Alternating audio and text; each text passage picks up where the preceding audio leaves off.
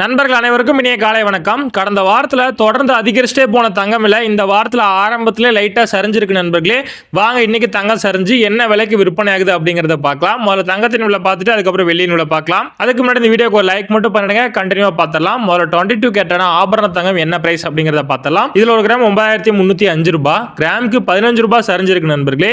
இதுல சவரன் அதாவது 8 கிராம் பாத்தீங்கன்னா 74,440 ரூபாய், சவரனுக்கு 120 ரூபாய் இன்னைக்கு சரிஞ்சிருக்கு நண்பர்களே. சரி நண்பர்களே, வாங்க அடுத்து சுத்த தங்கமான 24 கேரட் தங்கம் என்ன பிரைஸ் அப்படிங்கறத பார்க்கலாம். அதுக்கு முன்னாடி நம்ம சேனல் இன்னைக்கு யாராவது ஃபர்ஸ்ட் டைம் பாக்குறீங்கன்னா மறக்காம நம்ம சேனலை சப்ஸ்கிரைப் பண்ணிக்கோங்க. டெய்லியுமே தங்கம் விலை உங்களுக்காக பதிவு பண்ணிட்டே இருக்கிறேன். தங்கம் குறைஞ்சா வாங்குறதுக்கு உங்களுக்கு ரொம்பவே யூஸ்ஃபுல்லா இருக்கும். கூடவே இந்த வீடியோக்கு ஒரு லைக் மட்டும் பண்ணிடுங்க. வாங்க சுத்த தங்கமான 24 கேரட் தங்கம் பிரைஸ் பார்க்கலாம். இதுல ஒரு கிராம் 10,151 ரூபாய், கிராமுக்கு 17 ரூபாய் சரிஞ்சிருக்கு நண்பர்களே. இதுல சவரன் 8 கிராம் பாத்தீங்கன்னா 81,208 ரூபாய், சவரனுக்கு 136 ரூபாய் சரிஞ்சிருக்கு நண்பர்களே. இது பெரிய லெவல சரியில்லை அப்படின்னாலும் லைட்டா தான் சரிஞ்சிருக்கு.